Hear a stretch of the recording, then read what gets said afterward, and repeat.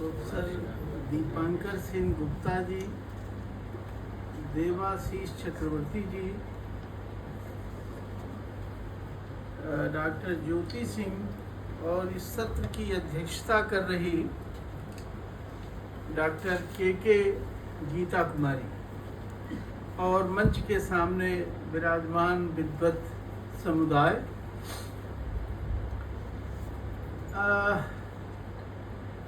मैं यहाँ पर संजोग बस कहें या मित्र के आग्रह बस उपस्थित हूँ। ये जो विषय है उसमें मेरी गति न के बराबर है, लेकिन वो मित्रों का आग्रह टालना कभी कभी बहुत मुश्किल होता है। हमारे हिंदी के एक बड़े कवि हुए हैं रहीम, तो वो कहते हैं कि कही रहीम संपत्ति सगे बनत बहुत पहरी, विपत कसौटी जे कसे तेई सांचे मीत। तो बहुत कम सच्चे मित्र मिलते हैं, सुधीर जी उनमें से एक हैं। और उन्होंने एक और बात कही कि अरे भाई, आप कुछ नहीं बोल पाइएगा इस विषय पर तो कुछ सीख तो लीजिएगा।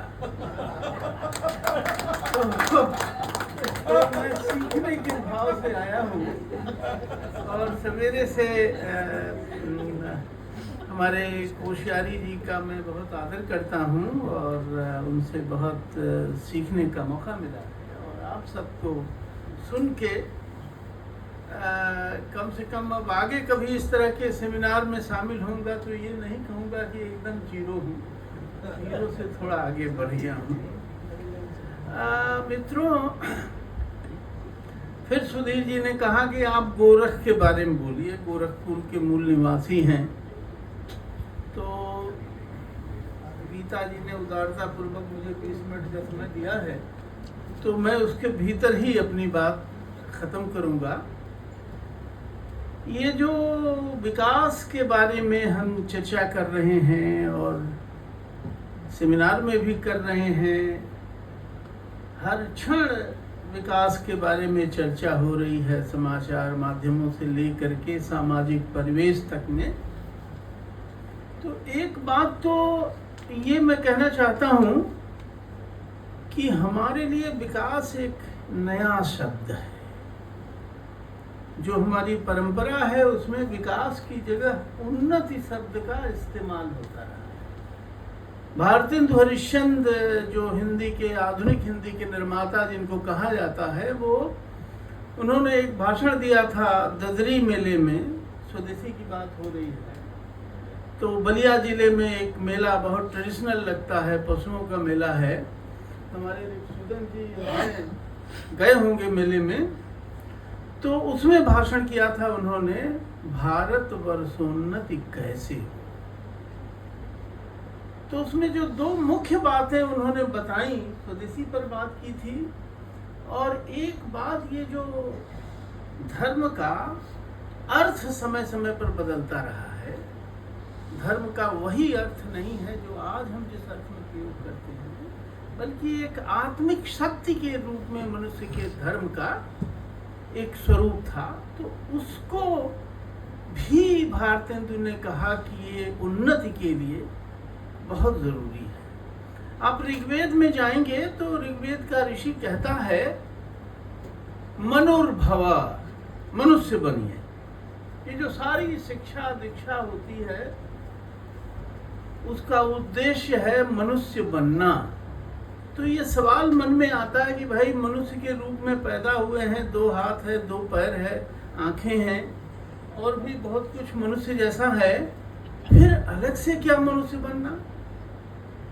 तो उसके बारे में ये है कि मनुष्य के कुछ वर्चूज हैं, कुछ सद्गुण हैं जो हमको मनुष्य बनाते हैं। आदमी को भी मैसर नहीं इंसान होना। तो इंसान होने के लिए कुछ सद्गुण होने चाहिए। और जब हम पढ़ाई लिखाई करते हैं तो पढ़ाई लिखाई से उन सद्गुणों को प्राप्त करते हैं, चाहे गुरु से प्राप्त करें, चाहे परिवेश से प्राप्त करें, चाहे माता पिता से प्राप्त करें। तो उसकी बात और हमारी जो परंपरा है, चूंकि हमको आना गोरखनाथ पर है, तो एक संतों की हमारे यहाँ देश में दो तरह की परंपराएं रही हैं रिपुदन जी। एक तो संत वो रहे हैं जो सत्य की, संत का जो संत शब्द बना है वो सत्य से बना है। संत और सत्य आपस में मिलते हैं, तो सत्य की खोज के लिए कुछ लोग हिमालय की ओर जाते हैं और हिमालय से वो जो ज्ञान वगैरह देते हैं वो इस धरती के बारे में नहीं देते, बल्कि ये जो हमारा जीवन है, इस जीवन से उत्तर जो हमारा जीवन है उसको बेहतर बनाने की बात होती रही है। संतों की एक दूसरी परंपरा रही है जो हिमालय में सत्य की खोज के लिए नहीं जाती, वो सत्य की खोज के लिए जीवन समुद्र में आती है।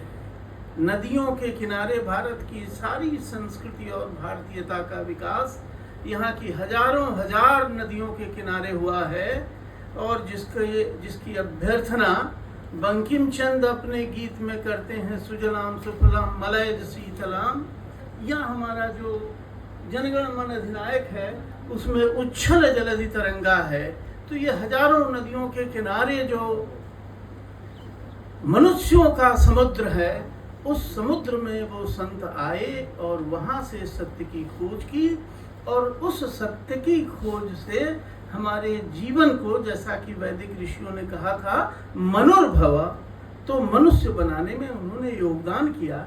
इसमें पहला नाम मैं लेना चाहूँगा महात्मा बुद्ध का, जिनका जन्म हिमालय की तलहटी में हुआ, लेकिन वो हिमालय पर सत्य के लिए नहीं गए, वो नदियों के किनारे चलते हुए मगध देश तक आए, और सारी कहानी आप जानते हैं, केवल मैं इशारा कर रहा हूँ। दूसरा नाम उस परंपरा में गोरखनाथ का है, और वह भी इधर उधर से घूमते घामते आकर के एक पुरानी नदी, आजकल जिसको हम राप्ती के नाम से जानते हैं, गोरखपुर में उसका पुराना नाम मछिरावती था, और ये नदी बुद्ध के समय में भी थी, उसके पहले भी थी। उस नदी के किनारे उन्होंने अपना ठिहा जमाया और मनुष्य की चेतना को उन्नत करने का की कुछ चीजें उन्होंने खोजी, और मनुष्य कैसा हो, एक विकसित देश कैसा हो, एक उन्नत देश कैसा हो, एक उन्नत समाज कैसा हो, इसका एक सपना बुनते हुए गोरखनाथ दिखाई पड़ते हैं। मैं एक पद गोरखनाथ का आपके सामने अध्यक्ष की अनुमति से पढ़ना चाहता हूँ। चालो रे पांचों भाईला तेड़े बन जाइला, जहाँ दुख सुख नाव न जानिए, खेती करो तो मेह बिन सूख, वनिज करो तो पूंजी टूटे, अस्त्री करो तो घरभंग भैला, मित्र करो तो बिसहर भैला, जुवटे खेलो तो बैठड़ो हारो, चोरी करो तो पेंडड़ो भारो, बनखंड जाऊं तो बिरछ न फलना, नगरी में जाऊं तो भिक्षा न मिलना, बोलिया गोरखनाथ मछिंद्र का पूता, छोड़े ने माया भया और भूता। ये निश्चित रूप से बहुत लोगों को मैं सरल लाज की हिंदी में इसको जल्दी से कह देता हूँ कि किस ठोर जाऊं। अगर खेती करने चलता हूँ तो पानी के बिना, बरसात के बिना खेती सूख जाती है। व्यापार करने चलता हूँ तो ऐसी स्थिति है कि पूंजी ही डूब जाती है। घर बसाने चलता हूँ तो बसने के पहले ही टूट जाता है। मित्रों के का साथ करता हूँ और उनका स्वार्थ नहीं पूरा कर पाता तो वो विषधर की तरह डसने खड़े हो जाते हैं। जुआ खेलता हूँ तो पूरी पूंजी ही गंवा बैठता हूँ। और चोरी करने की हिम्मत नहीं, उससे शरीर को बड़ा कष्ट होता है, पकड़े जाने पर पिटाई होने का डर है, तो चोरी कर नहीं सकता। फिर सोचता हूँ वन चला जाऊं, तो वनों में ऐसी स्थिति है कि फलों में वृक्षों में फल नहीं है। नगर में जाना चाहता हूँ तो नगर में भिक्षा नहीं मिल रही है। तो यह सब सोच विचार करके ये जो मत्स्येंद्र का बेटा गोरखनाथ है वो अवधूत हो गया, और उसके बाद उसने आवाज लगाई कि ऐ पांचों भाइयों, चलो उस वन में चलो जिस वन में सुख और दुख का नामो निशान न हो। तो असली जो उन्नत या विकसित समाज है वो समाज ऐसा होता है जिसमें सुख और दुख न हो, एक आर्थिक संपन्नता हो, एक तरह का यूटोपिया हर कवि देता है। और आप आगे आएंगे तो गोरखनाथ की परंपरा में बहुत सारे संत हुए हैं, चाहे वो महाराष्ट्र के ज्ञानेश्वर हों और चाहे राजस्थान के जम्बनाथ हों, चाहे गुजरात के प्राणनाथ हों, दक्षिण के भी बहुत सारे संत हैं। लेकिन समय 20 मिनट है, मैं घड़ी पर निगाह मेरी है। तो आप सब जानते हैं सबके यहाँ एक वैकल्पिक समाज का सपना है, और वह सपना कैसा है जिसको बहुत खूबसूरत तरीके से गोरखनाथ की परंपरा के कबीर ने, जो गोरखनाथ ने सूत्र दिया उस सूत्र को कबीर ने विकसित किया, बेगमपुर। और उसकी परिभाषा दी रैदास नामक कवि ने, और कहा कि हम एक ऐसा बेगमपुर बनाएं जहां सब अव्वल हों, कोई दोयम न हो। हम जानते हैं कि हमारा जो समाज है वो पहले, दूसरे, तीसरे, चौथे तरह तरह का जो स्तरीकरण है, उस तरह का कोई स्तरीकरण ना हो, सब बराबर हों, सबको भोजन मिले, सबके लिए व्यवसाय हो।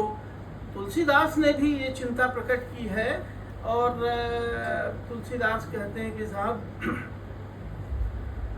खेती न किसान को, भिखारी को न भीख भली, बनी को बनी न चाकर को चाकरी। याद करिए कि गोरखनाथ यही कह रहे थे। तो तुलसीदास ने भी एक राम राज्य की कल्पना की। तो तुलसीदास का जो राम राज्य है, रैदास का जो बेगमपुर है, कबीर का जो बेगम देश है, वह कवियों की एक ऐसी कल्पना है, एक ऐसी प्रस्तावना है, जो प्रस्तावना एक विकसित उन्नत समाज की अवधारणा है, जिसे गोरखनाथ ने, और वो कैसे बनती है, उसका उपाय क्या है। हबक न चलिबा, हबक न बोलिबा, ठबक न चलिबा, धीरे धरिबा पाँव, गर्व न करिबा, सहजे रहिबा, भड़ंत गोरख राम। एक आचरण संबंधी, ये जो आत्मिक उन्नत की बात जो करते हैं गोरखनाथ, कहन सुहेली रहन दुहेली, कहन रहन बिन थोथी, पढ़ा दुनिया सुबह बिलाई, खाया पंडित के हाथ रह गई पोथी।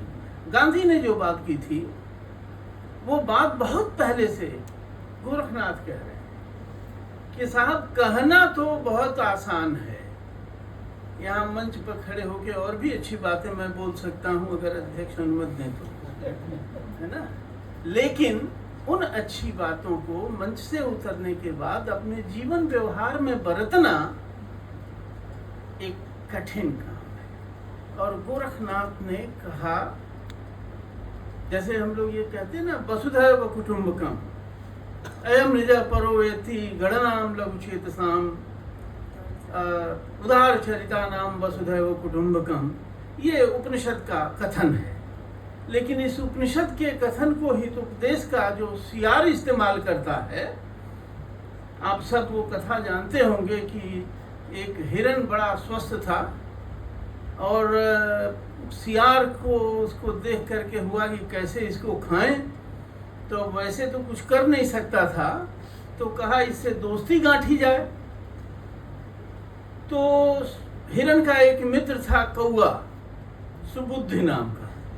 उसने पूछा कि ये सियार हमसे दोस्ती करना चाहता है, करूं क्या? कौवे ने कहा कि देखो, अज्ञात कुलशील लोगों से दोस्ती नहीं करना चाहिए। तो ये जाके जब बोला कि नहीं भाई, हम तुमसे दोस्ती नहीं करेंगे, हमारा मित्र कौवा कहता है कि अज्ञात कुलशील से दोस्ती नहीं करनी चाहिए, तो तब उसने उपनिषद का वो वाक्य वो बोल रहा है, अयम निजः परो वेत्ति गणनाम लघुचेतसाम उदार चरिता नाम वसुधैव कुटुम्बकम। तो बहुत महान वाक्य है जो उपनिषद में कहा गया है और जिसका बहुत ही महान उदात्त अर्थ है, और हमारे भारत का तो संदेश है दुनिया को, जिसके आधार पर रविन्द्रनाथ टैगोर ने विश्व भारती बनाई, अथेयम विश्व भारती यत्र विश्वम भवत्येक नीड़म वगैरह कल्पना की। तो लेकिन वो सियार अपने क्षुद्र स्वार्थ के लिए उपनिषद की वाणी का उपयोग करता है। इसलिए गोरख कहते हैं कि कहन सुहेली रहन दुहेली कहन रहन बिन थोथी। अगर आप कहते हैं और आचरण में उस बात को नहीं उतारते तो क्या होता है कि आपका पढ़ा गुना काम नहीं आता। वो सुग्गे को बिल्ली निगल जाती है और पंडित के हाथ में रह जाती है खाली पोथी। तो बात ये है कि जो ज्ञान है और ज्ञान की जो परंपरा है और जो हम उसको हम आचरण में कितना उतारते हैं। तो समस्या आचरण में उतारने की है, समस्या हमारे महान वाक्यों को दोहराने की नहीं है, महान वाक्यों को जीवन में उतारने की है। नहीं तो अलग अलग नियत से बहुत महान कथन कहे जाते हैं और आचरण हमारा कई बार उसके भिन्न होता है। तो एक विकसित भारत, एक उन्नत भारत की कल्पना अगर हम करते हैं तो तभी कर सकते हैं जब मनुष्य की, उसमें रहने वाले मनुष्यों की चेतना का उन्नयन हो। और हमारी जो भारतीय दृष्टि रही है वो मानती है, जो हम बार बार अपने आध्यात्मिक होने पर हम गर्व करते हैं और दुनिया के सामने कहते हैं कि साहब तुम तो भौतिकवादी हो, हम आध्यात्मिक हैं। लेकिन कई बार जीवन व्यवहार में ऐसा दिखाई पड़ता है कि हम एक ऐसे धर्म हमारा अध्यात्म से विरत हो गया है। अध्यात्म की जो दार्शनिक गहराई है वह धर्म के भीतर से कहीं कपूर के गंध की तरह उड़ गया है। जरूरत इस बात की है कि उस दार्शनिक गहराई को हम अपने दैनंदिन जीवन के चिंतन में उतारें, जीवन व्यवहार में उतारें। जैसा गोरखनाथ कहते हैं, जैसा कबीर कहते हैं, जैसा बुद्ध कहते हैं, ऐसी उन्नत चेतना के मनुष्यों का निर्माण एक चुनौती है। और ऐसे मनुष्य अगर हम नहीं बना सकेंगे तो देख तो रहे हैं कि दुनिया के पैमाने में तकनीक कितनी आगे गई है। 4000 किलोमीटर दूर आप मार कर दे रहे हैं साहब। आपके पास ऐसे ऐसे हथियार हैं कि आप इस्तेमाल कर दें तो दुनिया 4 बार नष्ट हो जाएगी। तो यह विकास का प्रतीक है या विनाश का प्रतीक है, यह भी विचार का बिंदु है। और जो भारतीय दृष्टि है, जो बुद्ध से शुरू होती है, गोरखनाथ से होते हुए, कबीर से होते हुए गांधी तक आती है, वह दृष्टि एक उन्नत मनुष्य की कल्पना करता है, जिसको राम राज्य हम कहते हैं। वह राम राज्य जिसको हम बेगम देश कहते हैं, वह बेगम देश उन्नत मनुष्य के निर्माण के बिना संभव नहीं है। तो मैं सिर्फ एक क्या कहते हैं कि एक गंभीर और बड़े सार्थक विषय पर चल रही चर्चा के भीतर एक अवांछित हस्तक्षेप की तरह मैं आपके बीच आया और विनम्रतापूर्वक आपसे विदा लेता हूँ। बहुत बहुत धन्यवाद।